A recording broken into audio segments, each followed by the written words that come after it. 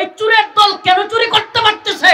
আল্লাহর বিধান যদি আল্লাহর জমিনে বাস্তবায়ন হইতো, আস-সারিকু ওয়াস-সারিকাতু ফাকতাউ আইদিয়াহুমা, প্রত্যেকটা চোর এমপি হোক, মন্ত্রী হোক, প্রধানমন্ত্রী হইলেও চুরের সাজা হাত কাটা। এই চুরের শাস্তি কি হইতো? হাত কাটা। হাত কাটার ভয়ে আর চুরি করতো না। আমাদের কি লাগবে? কথা কয় না, কি লাগবে? সব কিছুতে এই কনসেপ্ট। ও ইমাম ভাই, ও খতিব ভাই, ও দাই ভাই, বক্তা ভাই, মুসলিম তুমি যদি দ্বীনের দরদি হয়ে থাকো, প্রত্যেকের একটাই দাবি হওয়া দরকার। এটা রফিকুল ইসলাম মাদানির বক্তব্য নয়, প্রত্যেকের কথা হওয়া দরকার। আমাদের ইসলামী শরিয়া লাগবে, কোরআন সুন্নাহ অনুযায়ী সমস্ত বিচার ব্যবস্থা, শাসন ব্যবস্থা লাগবে। আমাদের দাবি একটাই। আজকে আপনাদেরকে বলি, এই যে গার্মেন্টস, সোয়েটার ফ্যাক্টরি, এই সমস্ত ফ্যাক্টরিগুলোতে আন্দোলন কেন? এরা কোটি কোটি টাকা, যাদের শ্রম ঘাম, যাদের মজুরি, যাদের কষ্ট আর মেহনতে এই ফ্যাক্টরি দাঁড়ালো, তুমি শিল্পপতি হইলা, কোটিপতি হইলা, তুমি তাদের মজুরি দিতে চাও না। তোমার মতো ভণ্ড আর কেউ নেই, তাদের মজুরি দিতে চায় না। কেন? শরিয়া নাই যে, নাহলে তো পাঁচাই পিডানি হইতো এদেরকে। শরিয়া থাকলে এই সমস্ত ভণ্ডামি চলতো না। রাস্তাঘাট, কাল বাট, স্কুল কলেজের পারলে বাথরুমের, স্কুল কলেজ মাদ্রাসার বাথরুমের কমোড পর্যন্ত খায়ালায় সুরের দল। কমোড পর্যন্ত খায়া ফেলে। কমোড তো খাইতে পারে না, টাকাটা খায়। এই খায় কি খায় না? 50 লাখ টাকা বাজেট হয়েছে, 25 লাখ মন্ত্রীর পকেটে, 13 লাখ আরো এমপির পকেটে, আর রয়েছে কত? 12 লাখ। 6 লাখ উপজেলা চেয়ারম্যানের পকেটে, বাকি কত বাজেট?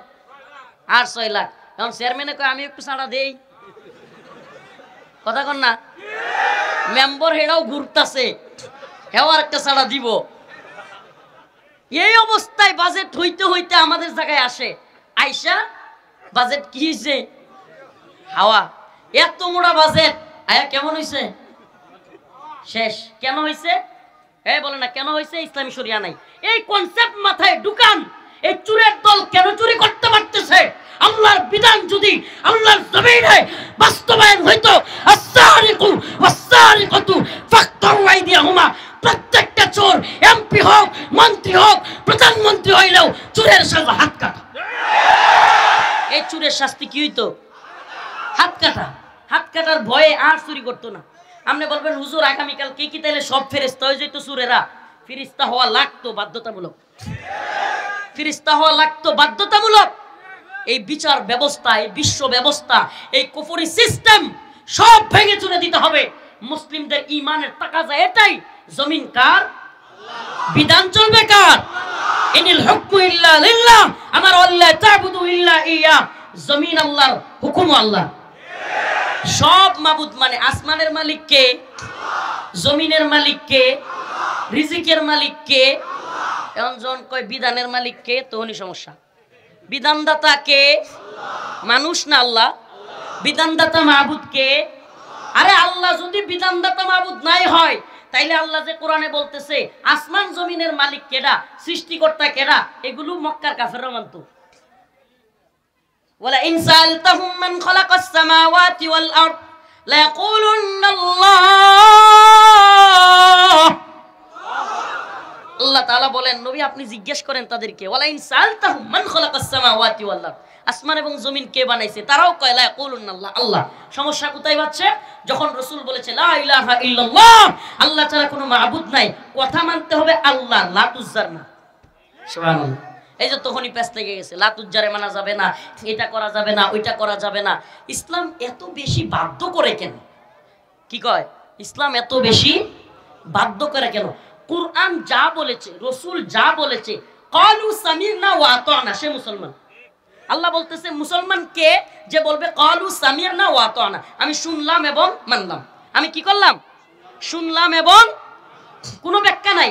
এই যে মহিউদ্দিন কি একটা, আমি জানতে চাই না কি নাম, খালেদ মহিউদ্দিন, দেখলাম শাইখুল হাদিস ইবনে শাইখুল হাদিস আল্লামা মামুনুল হক হাফিজাহুল্লাহকে জিজিয়া এটা নিয়ে প্রশ্ন কইরা, কর নিয়ে প্রশ্ন কইরা শাইখুল হাদিস আল্লামা মামুনুল হক দামাত বারকাতুহুমকে ইনায়া বিনায়া কোরআনের এই অংশটাকে আল্লাহ যেখানে স্পষ্ট বলেছেন, আমাদের কনসেপ্ট একেবারে ক্লিয়ার থাকবে, কোনো কথা নয়।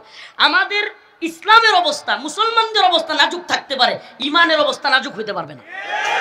আমার কোরআন কি বলছে আমি স্পষ্ট বলবো, এটাই হিকমা। আমার কোরআন যা বলছে এটা বলার নাম কি? এ ভাই ইনায়া বিনায়া ঘুরায়া বেচায়া বলার নাম হিকমা না। আমি একটা উদাহরণ দেয় ছাত্র ভাইরা, তোমরা বসছই কেন, উঠতেছই কেন? এই এত রাত পর্যন্ত তারা থাকলোই কেন? ইনায়া বিনায়া ঘুরায়া পেঁচাইয়া বলার নাম হিকমা নয়। হিকমার একটা ছোট্ট উদাহরণ দিই। মনে করেন আমি একটা ডেলিভারি ম্যান, কি কথা কয় না, কি ডেলিভারি ম্যান। আমার কাছে একটা পণ্য দেওয়া হয়েছে। কি দেওয়া হয়েছে? মনে করেন এই মোবাইলটা একটা পণ্য। এই পণ্যটা আমাকে দেওয়া হয়েছে একজনকে দেওয়ার জন্য, একজনের বাড়িতে নিয়ে যাব। এখন এই পণ্যটা আমি গেছি একজনের বাড়িতে, যাওয়ার পরে এই দরজাটা খুল, এই দরজাটা খুল, না তোর জিনিস লয়ে যা। একটা তো তরিকা। নাম্বার 2, তরিকা নাম্বার 2, আসসালামু আলাইকুম ভাই, কেমন আছেন? আপনার একটা জিনিস আমার কাছে ছিল, একটু রাখবেন, এটা অমুকে পাঠাইছে আপনার জন্য। কত সুন্দর। নাম্বার 3, এটা খুলছি, খুইলা এটার ভিতর থেকে মেমোরি সিম খুইলা সবকিছু রাইখা এবার শুধু কভারটা লিয়ে গেছি, লিয়ে গিয়া কইতেছি আসসালামু আলাইকুম ভাই, কেমন আছেন আপনি? নিয়ে যান, আপনার একটা জিনিস ছিল, হ্যাঁ মাশাআল্লাহ খুব সুন্দর, হ্যাঁ আমি উপকৃত হব, নেন, এটা অনেকক্ষণ ধরে আমার কাছে। আরো সুন্দর বেশি করে বলছি না? এই 3 সূরতের কোন সূরতের নাম হিকমা? সুবহানাল্লাহ, পাবলিক দি ভালো আওয়াজ বুঝে। এই 3 সূরতের কোন সূরতের নাম হিকমা? 2 নাম্বার, জিনিস ঠিক থাকবে, আচরণ সুন্দর হবে, এইটা হিকমা।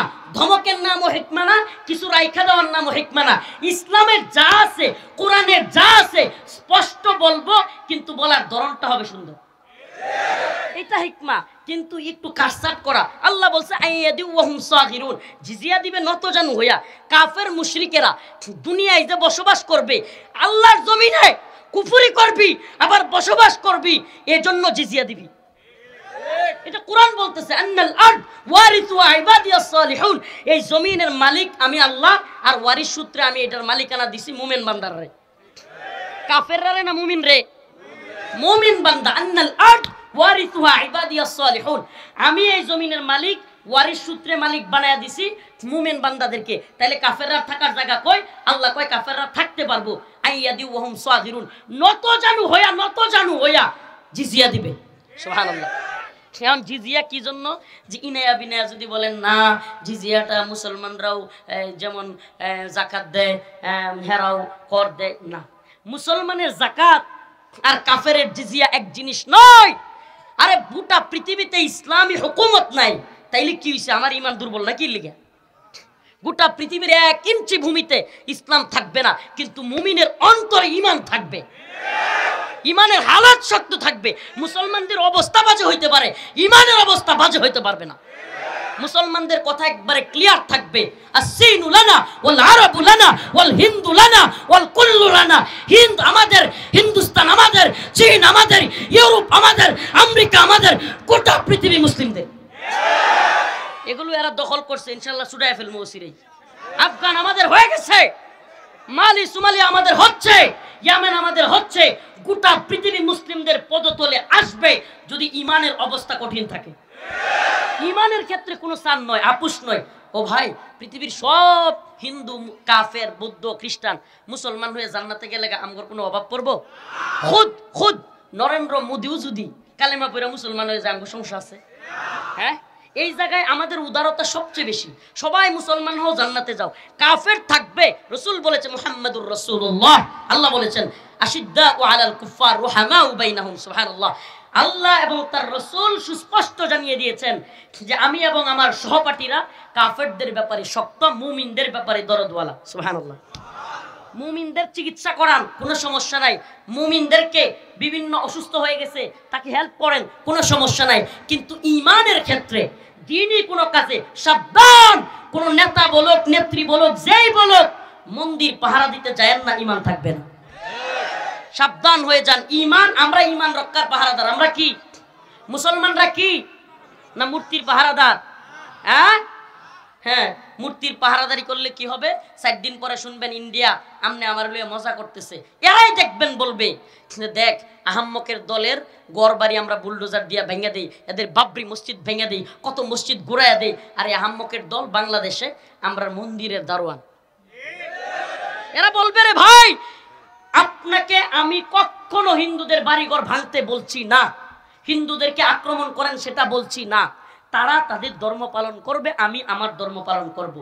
এখানে ক্লিয়ার থাকতে হবে, সংখ্যালঘু নাম দিয়ে ইসকন চট্টগ্রামে মুসলমানদের বাড়ি ঘরে দোকানপাটে হামলা করেছে, করে কি করে নাই? আমি গেছি ওই দিন আন্দোলনে, ইয়াতে গুলিস্তান, এক সাংবাদিক, কোনো কথা নাই বার্তা নাই, হঠাৎ করে হুজুর আপনারা যে সংখ্যালঘু নির্যাতন হচ্ছে এগুলো নিয়ে তো কিছু বলেন না। আর কোনো কথা নাই বার্তা নাই, ঠেলে দিলাম বেহিটা। ওই যে এক লোক কইছিল না যে তোর মাথায় কি কয় কলা, কাইতেলাম তোর গলা, কারণ হেটা একটু ব্যাক কলার কি, হেটা কয় তোর মাথাত কি ফান, ঠেলে দিলাম বেহিটা। কয় কি রে এটা তো মিললো না, মিললে মিলক না মিললে না, ব্যথা তো পাইবি। আমরা এখানে গেছি একটা বিষয়ে কথা বলতে, এই বিষয়ের কোনো সম্পর্ক নাই, হঠাৎ করে ঢোকাই দিছে হুজুর আপনারা এত কথা বলেন সংখ্যালঘুদের ব্যাপারে কিছু বলেন না। এখন আমি যখন বলছি কি আপনি কি 100 নাকি, যে আপনি দেখেন না উলামায়ে কেরাম সংখ্যালঘুদের বাড়ি ঘরে হামলা হওয়ার কথা বিরোধিতা করেছে, তারা পর্যন্ত সংখ্যালঘুদের নিরাপত্তার কথা বলেছে, আমরা কত জায়গায় বললাম, আপনি কিছুই দেখেন না, আপনি হুট করে এটা কি বললেন? আপনি সংখ্যালঘুর নাম দিয়ে যে সেই সনাতন ধর্মীরা, ইসকনের লোকেরা, ইসকন সনাতন ধর্মী পরিচয় দিলে ভুল হবে, এই ইসকন হলো হিন্দুদের মধ্যে একটা জঙ্গি সংগঠন, সন্ত্রাসী সংগঠন।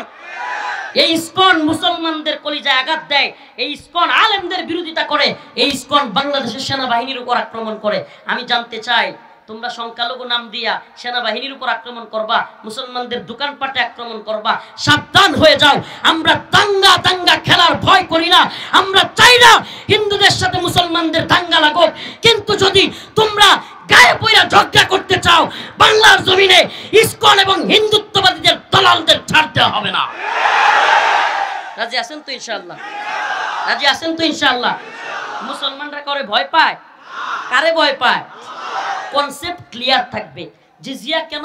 জিজিয়া তোমরা ইসলামের ভূমিতে, মুসলমানদের ভূমিতে থাকবা নতজানু হইয়া। কিভাবে? নতজানু হইয়া।